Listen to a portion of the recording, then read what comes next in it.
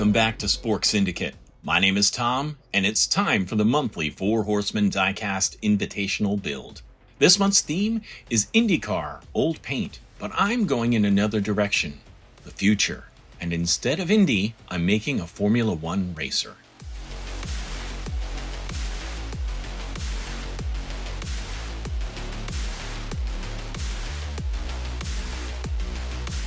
I've done a lot of thinking about what race cars will look like in the future for my writing. Formula One race cars already comprise the bleeding edge of racing technology, so it's easy to imagine something like a flying car.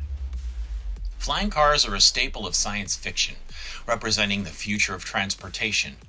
But how they float is usually left to the imagination. One would guess they would use magnetic levitation to not only eliminate the need for rubber tires, but also as a means of propulsion. Magnetic levitation, or maglev, uses opposing magnetic polarity to make something float above a solid surface and propel it. Like this maglev train set, it has magnets inside that attract and repel the magnets beneath the track and on the inside wall. This makes it float and move.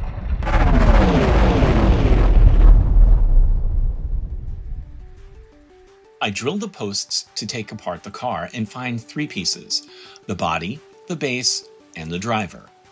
To remove the paint, I dropped the casting into citrus strip, which works great and can be found at your local Walmart or Lowe's depot.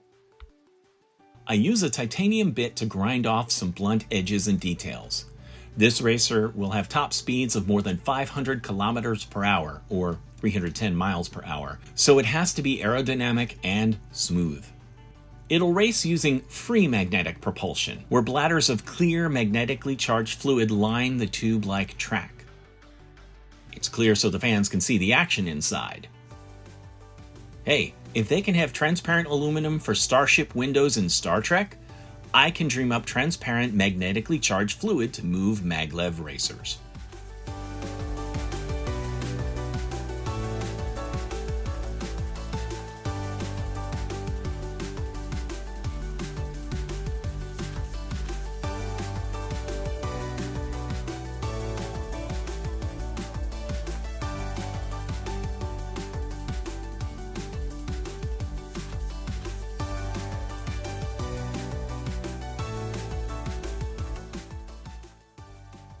I bent the front spoilers to curve with the surface of the track. I also added a second tail spoiler, kind of an advanced drag reduction system, or DRS, which today's Formula One cars use by opening their rear wing to gain a speed advantage for overtaking. For the canopy, I had 4 leftover rigger motors from my Sporkster build, so I used that as an enclosure for the driver. For this racer, tires are replaced with 4 magnetic pads, which translate the electric power into the track's magnets. I used brass fasteners and clothing snaps to fabricate the pads. At first, I was going to thread the fasteners between the body and base of the car, but that made an already stubby racer even thicker.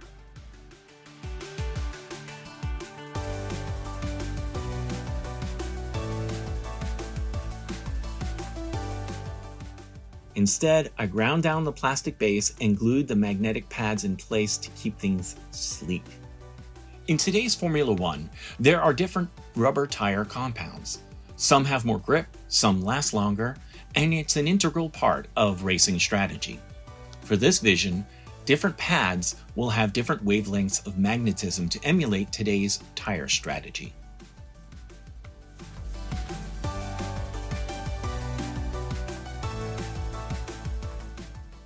Despite thousands of sensors, multiple power units, ultra-light materials, and other technology, the lowest point of an F1 car's floor is a wooden plank.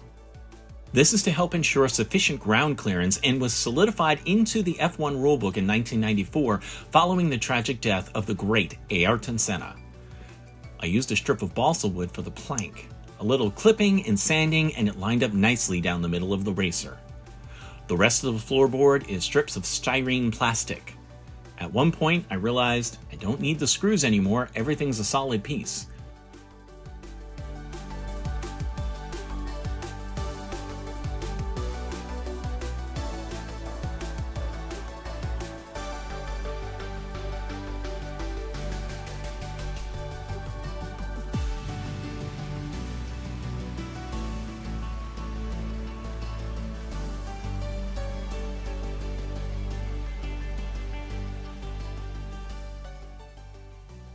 To smooth the lines, fill in the deeper ridges, and build up the area around the canopy, I used Milliput.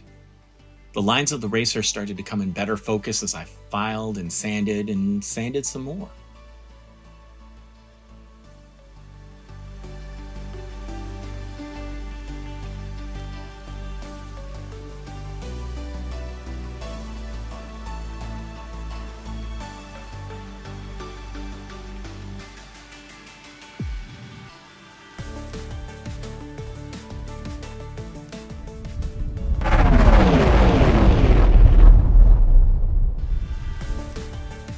After my pop-up tent was destroyed in a storm, my wife found a small greenhouse to become my permanent paint booth. It's bolted down to my back deck, and I don't have to keep carrying my supplies in and out when painting. For the car, I went with gloss white, then used Diecast Graveyard's 2K Clear to make the white base coat shine. I was very happy with how easy this clear coat system worked and ecstatic with the result.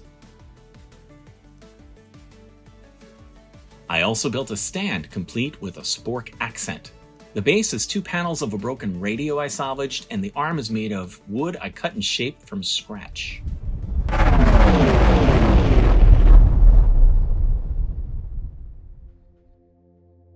cannot begin to describe the anguish-filled day I spent applying decals. Better to just show you.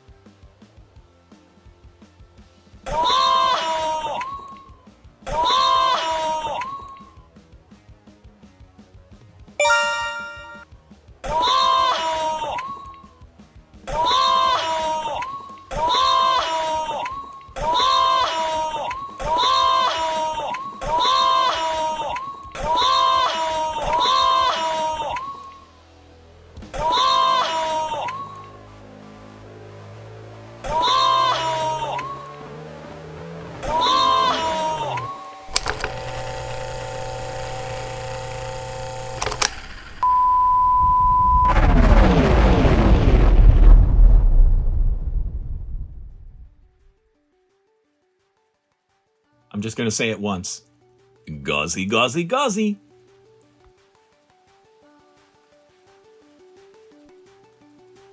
After the decal disaster, I did the best I could with the time I had left to patch paint the incomplete stripes, or touch up the Greyhound decal on the nose, or use white patch paint to touch up the many dark spots left by disintegrated decals.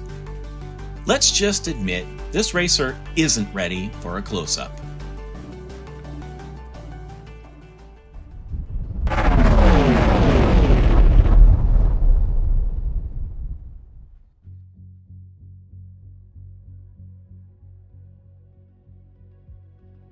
Here's where we started and where we took off to.